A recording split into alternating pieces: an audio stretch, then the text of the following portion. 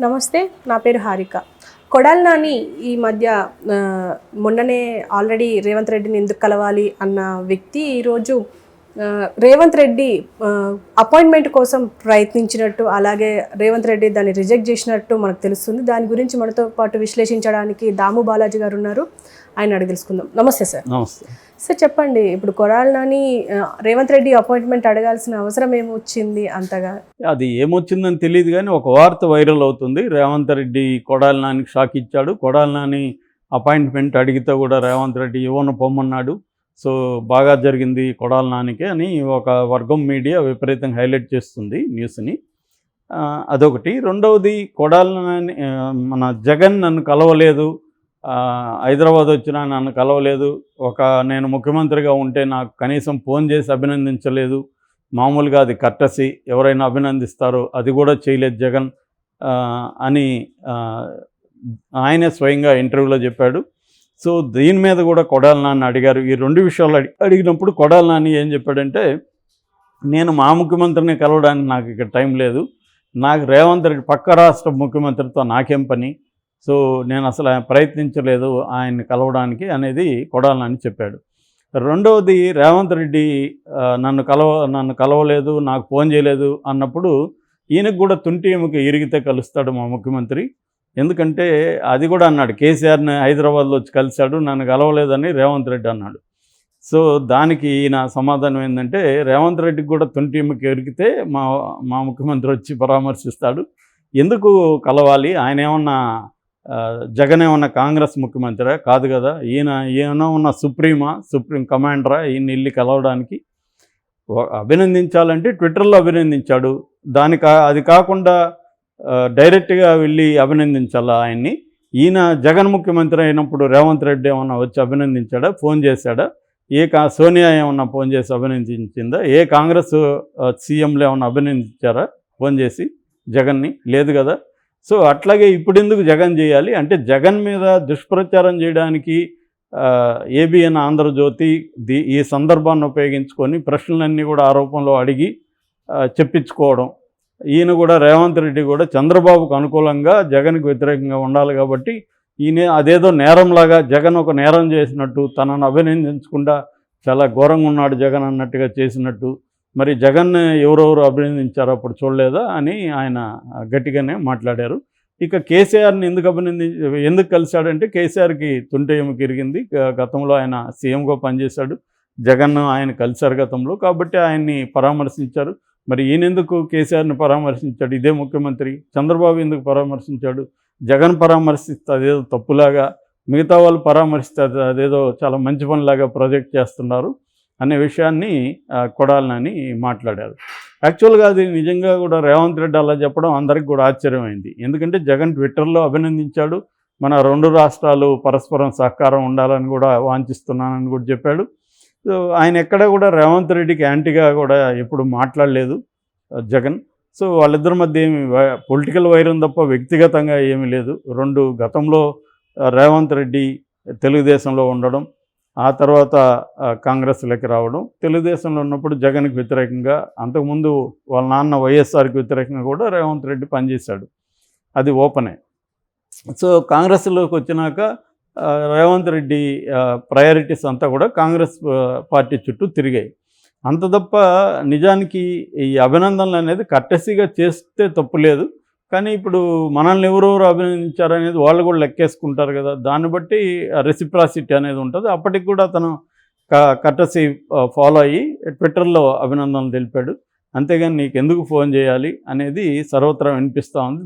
ఒకవేళ ఫోన్ చేయలేదు, నన్ను అభినందించలేదని మ్యాటర్ ఆఫ్ ఫ్యాక్ట్ లాగా అడిగినప్పుడు మిమ్మల్ని ఏమైనా అభినందించినాడు అంటే, లేదండి నన్ను అభినందించలేదు అంటే అది ఓకే. కానీ అదేదో తప్పులాగా ఆ చర్చ, ఆయన అభినందించకపోవడం నేరంలాగా, నన్ను అభినందించకుండా చేశాడని, రెండోది నన్ను ఓడించడానికి జగన్ ట్రై చేశాడని కూడా దాంట్లో చెప్పారు.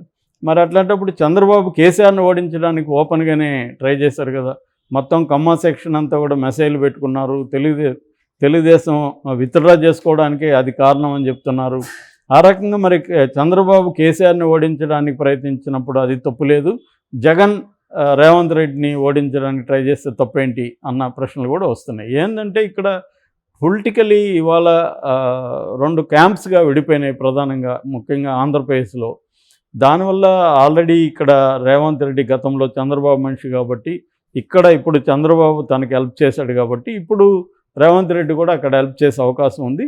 అసలు రేవంత్ రెడ్డి అంటే కాంగ్రెస్ తెలుగుదేశం కుమ్మక్కయ్యి షర్మిలాని దించారనేది కూడా కొడాలి నాని కానీ, ఈవెన్ సాక్షాత్తు సజ్జలు చెప్పాడంటే జగన్ చెప్పినట్టే మనం అర్థం చేసుకోవచ్చు. మౌత్ పీస్ సజ్జల జగన్కి. కాబట్టి సజ్జలే చెప్తున్నాడు ఇది తెలుగుదేశం కుట్రని. అంటే ఇప్పుడు అక్కడ రాజకీయాల్లో ఎటువంటి ఒక స్టాండ్ ఉండబోతుందంటే, షర్మిలాకి వెనక చంద్రబాబు ఉన్నాడన్న స్టాండ్ని వైసీపీ తీసుకుంటుంది. సో వీళ్ళేమో కుటుంబంలో సొంత చెల్లెలకు కూడా అతను న్యాయం చేయలేదు, సొంత చెల్లెలకి అన్యాయం చేశాడు, సొంత బాబాయిని చంపాడు అన్న స్టాండ్ని తెలుగుదేశం జనసేనలు క్యారీ చేస్తారు. ఇది స్ట్రాటజీ క్లియర్గా అక్కడ బయటికి రాబోతుంది. ఈ క్రమంలో షర్మిల ఏం చేయబోతుంది అనేది మనం అక్కడ చూడాలన్నమాట. సో ఈ కాంటెక్స్ట్లో కొడాలి నాని మీద ఎందుకంటే కొడాలి నానికి అక్కడ మళ్ళీ గుడివాళ్ళ సీట్ ఇచ్చే అవకాశం ఉంది. ఇస్తే కొంత ఇబ్బంది వీళ్ళకి. అందుకని కొడాలి నానికి యాంటీగా క్యాంపెయిన్ అనేది స్టార్ట్ అయింది. దాంట్లో భాగంగా ఇంతకుముందు కూడా ఆ మధ్య కూడా కొడాలి నాని క్యాన్సర్ అని ఇక్కడ హాస్పిటల్లో చేరాడని కూడా ఒక వైరల్ అయింది న్యూస్. అప్పుడప్పుడు కొడాలి నానికి యాంటీగా ఇలాంటివి రకరకాలుగా అవుతుంటాయి. అది మామూలే. ఒక మీడియా ఇవాళ ఎలా ఉంటుందంటే ప్రత్యర్థుల్ని రకరకాలుగా వాళ్ళ మీద ఒక బురద జల్లే కార్యక్రమం అంటారు కదా, అలాంటి ఒక మడ్ స్లింగింగ్ యాక్టివిటీ అనేది జరుగుతూ ఉంటుంది.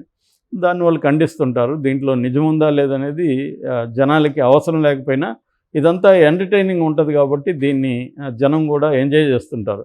ఎందుకంటే కొడాలి నాని వాళ్ళకి తెలుగుదేశం క్యాంప్కి చాలా స్ట్రాంగ్గా అతను మాట్లాడుతుంటాడు, విపరీతంగా విమర్శిస్తుంటాడు.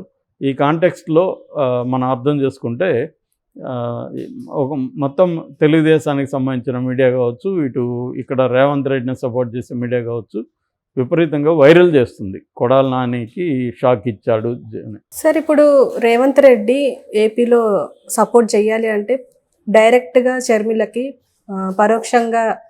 పరోక్షకంగా టీడీపీకి హెల్ప్ అనుకోవచ్చా?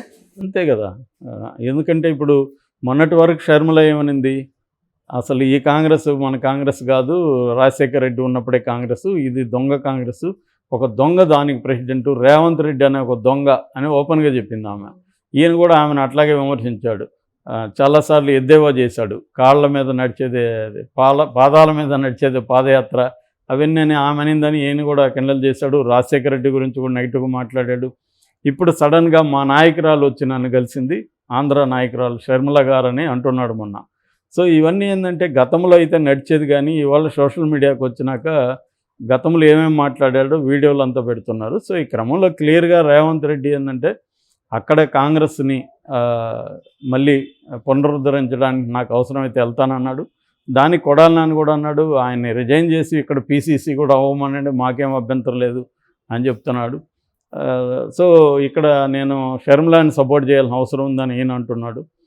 సో ఏదేమైనా మీరు చెప్పినట్టు అక్కడ ఖచ్చితంగా చంద్రబాబుకి హెల్ప్ చేసే అవకాశం అయితే ఉంది రేవంత్ రెడ్డి. ఎందుకంటే చంద్రబాబు ఇక్కడ ఆయనకి హెల్ప్ చేశాడు. కొన్ని డిస్ట్రిక్ట్స్లో ఈ సీమాంధ్ర ఓటర్లు, ముఖ్యంగా తెలుగుదేశానికి సపోర్ట్ చేసే ఓటర్లు రేవంత్ రెడ్డికి హెల్ప్ అయినట్టుగా మనం అర్థం చేసుకోవచ్చు.